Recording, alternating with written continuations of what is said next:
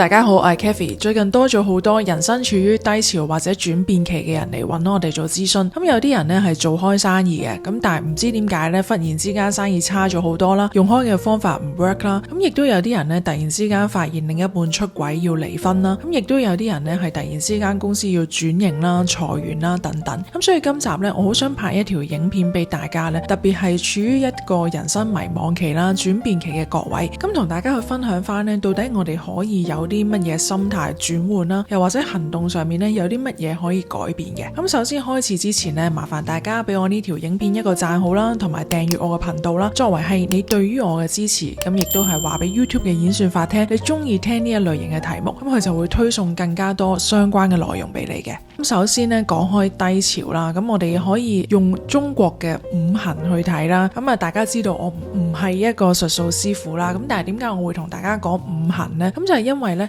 有啲學生知道，咁我另一半呢係一個術數師傅嚟嘅，咁有時佢都會同我分享一啲術數嘅知識啦，咁我都會好奇去問，咦，到底人點解需要有行好運嘅年份啦，又或者衰運嘅年份啦？咁點解唔可以一路都順風順水嘅呢？咁樣，咁我就將呢個問題呢問咗 ChatGPT 喎，咁佢就俾到我一啲呢好有智慧嘅答案啦，咁我都想分享翻俾大家聽啦。咁首先呢，點解會有五行呢？就係古人呢觀天啦，即係日出日落嘅時候啦，或者觀地啦，即係觀山觀水啦，植物生長嘅時候呢，發現呢原來一切嘅嘢呢都唔係靜止嘅，所有嘅嘢呢都係會變動嘅，會有起有伏，有盛有衰，亦都有春夏秋冬。五行呢其實係我哋人對於周期嘅預言嚟嘅，去讓到我哋理解呢到底乜嘢時間適合成長啦，乜嘢時候呢我哋嘅火力係最盛放嘅，乜嘢時候呢我哋要沉澱啦，要轉化啦，乜嘢時候我哋係應該要收割結束，同埋乜嘢時候係應該去休息啦，去養精蓄銳嘅。而五行同命格嘅五行互動呢，其實係會造成我哋每一個人嘅行好運啦、行衰運啦、轉運期啦，同埋破局期等等唔同嘅狀態嘅。咁而五行嘅運轉呢，其實係一個自然界必然嘅規律嚟嘅。就算呢你一出世你條命超級好都好啦，其實你係會經歷唔同嘅大運啦、流年交錯嘅變化啦，你都係會感受到我呢一年呢好似特別順風順水，我呢一年呢好似麻麻地。咁係因為呢命運其實係一場動態嘅對話，佢唔係靜態嘅一個福報嘅分配嚟嘅。大家會唔會覺得點解唔可以一路都好呢？咁樣，咁其實呢，原來我哋宇宙嘅設定啦，或者我哋靈魂嘅設定呢，其實本身呢係已經包括咗我哋人係需要經歷高低起伏嘅。我哋嚟到地球呢，大家可以諗下，如果我哋每一個人呢一出世就順風順水，一路行運行到去生命終結嘅時候呢，其實你係冇嘢可以學到嘅，你係一定要透過有一啲高低嘅起伏啦，或者係打破你嘅慣性啦，你先至會學習到某一啲關鍵嘅功課嘅。咁尤其是呢，因為我係教阿卡西記錄啦，咁我好清楚知道呢，其實我哋每一個人呢都會有一個靈魂嘅設定嘅，係要讓你去學識某一啲功課嘅。而命呢，就係上天俾我哋嘅劇本嚟嘅，但係透過我哋自己，透過演員嘅行為唔同呢，其實成套戲嘅結果呢都係會改變嘅。咁而大家要記住呢，其實我哋每一個人真正嘅成長呢，一定係喺我哋嘅撞板啦、失控啦、我哋卡關啦、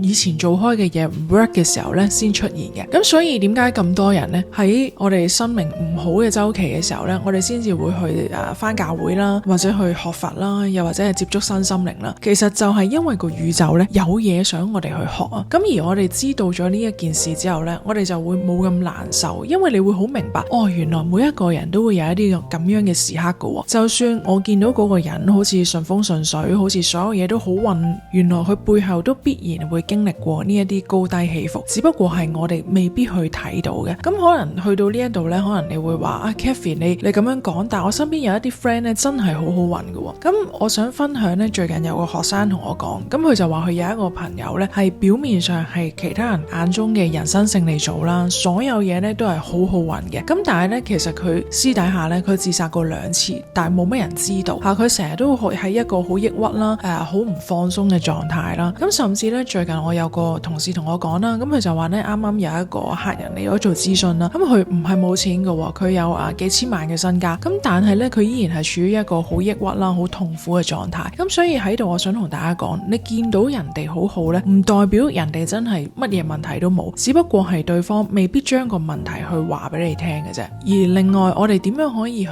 終結我哋嘅痛苦呢？或者點樣可以喺我哋行衰運嘅時候可以轉運呢？咁就係我哋要透過覺察啦，停止舊模式啦，去改寫我哋嘅思維同埋潛意識，最後就係做出一個全新嘅選擇。而命理呢，其實佢係提供咗一個預設嘅程式，但係我哋永遠咧都可以升級我哋嗰個操作系統嘅，係因為人生呢，其實好似一部電腦咁樣嘅啫，我哋可以不停咁樣去升級我哋嘅電腦啦，去達至讓到個電腦運行得更加順暢嘅。咁所以呢，如果呢一刻你係處於一個人生嘅低潮期啦，咁如果喺命理嚟講呢，可能係處於一個我哋破財嘅年份啦，其實唔代表呢我哋一定會冇錢㗎，但係佢可能係想讓到我哋去學習呢點樣去斷一啲錯誤嘅合作啦，一啲錯誤嘅客人啦，有啲咩人係我哋唔想再接㗎啦，又或者呢係想讓到你去學識呢，你唔好再跟大隊，唔好再盲目咁樣去投資啦。咁亦都有啲人呢，可能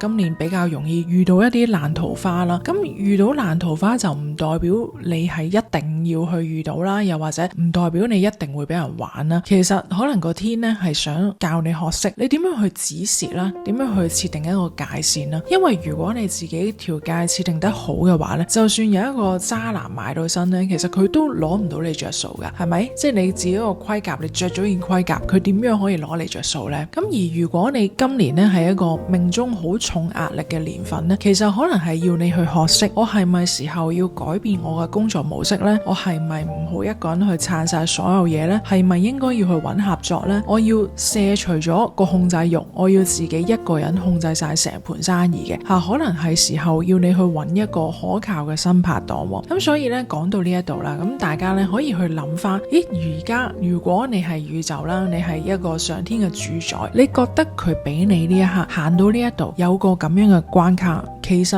呢個設計佢係要讓到你學識啲乜嘢呢？咁你可以問翻自己呢一條問題嘅。咁因為有好多人都會因為錢嚟揾我哋做諮詢啦，咁呢啲人入面呢，有好多人都係因為投資啦、欠下巨債啦而去揾我哋幫手嘅。咁但係我就發現呢，有一啲人呢，就算佢清楚知道晒自己潛意識裏面發生啲咩信念啊，有啲咩錯誤嘅觀念都好啦，但係最終呢，佢都係會諗住我都係去想尋找下一個嘅機會下一個發達嘅機會甚至係跟大隊睇下人哋賺錢邊一個風向好，咁我就去賺錢啦咁樣。咁但係我想講呢，其實當宇宙話俾你聽呢套方法唔 work 嘅時候呢，其實你就係應該要停低落嚟，你去諗下點解我一路去做落去都唔 work 呢？我係唔係應該要行另一個方向呢？因為當你不斷努力但係都得唔到你想要結果嘅時候呢，其實就係個宇宙話緊俾你聽，你唔需要再透過努力去賺取回報嘅時候。因為我自己都曾經試過呢，我喺我嘅課程上面啦，我喺我嘅工作上面啦，我有試過好努力嘅時候嘅。咁我有試過係好努力咁樣去學整funnel啦，學整網頁啦，揾好多唔同嘅人去幫手去做 promotion 啦。咁但係最終呢，我發現好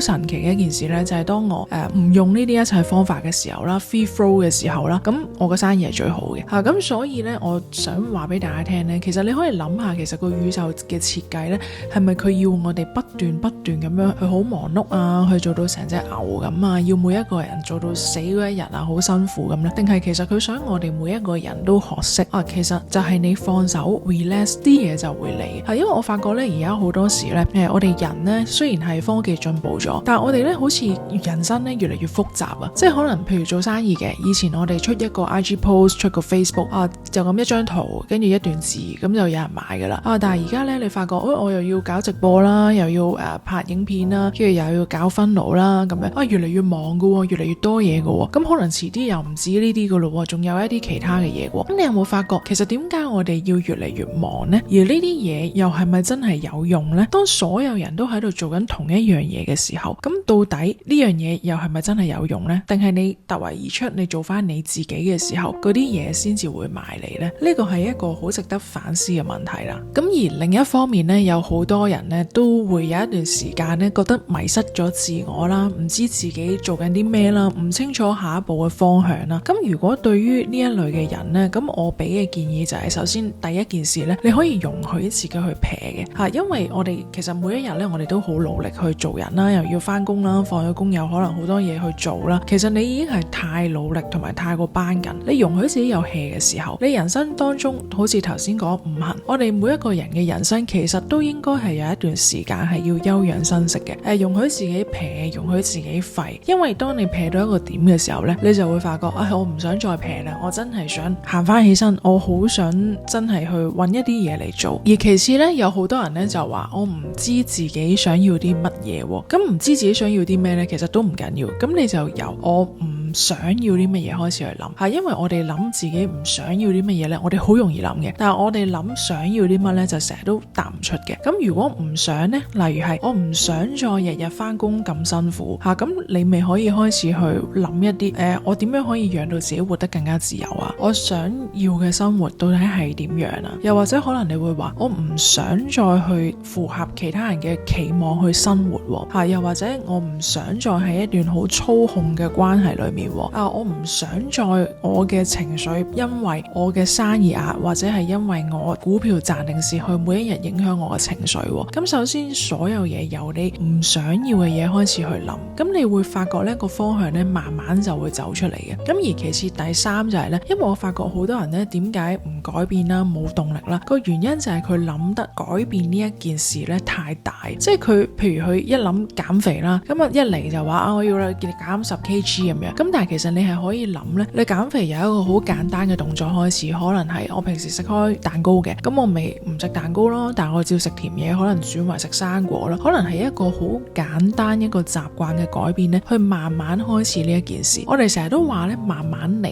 比較快，唔係冇道理嘅。你會發覺你所有嘢呢，你越急嘅時候呢，你係越輸，同埋你越慢嘅。我發覺我呢個課程入面呢，所有學生啦，因為教過幾百個學生，最終呢真係會成功顯化到理想人生嘅人呢，全部都係一啲呢願意花時間慢慢學習，願意每一日抽少少時間去滋養自己嘅人，而唔係一開始就我用好強嘅速度去投入啊，跟住點知好快就冇嘢睇嘅，跟住就放棄啊嗰啲人。咁永遠都係呢一班嘅學生呢，其實係會最強嘅顯化嘅，即係等於好似跑馬拉松咁啫嘛。你一開始就好出力咁樣去跑，咁你去到最尾你肯定係冇晒氣嘅，係咪？咁所以呢，今日嘅分享呢，希望可以為大家帶嚟一啲嘅啟發啦。咁我哋下次再見啦，拜拜。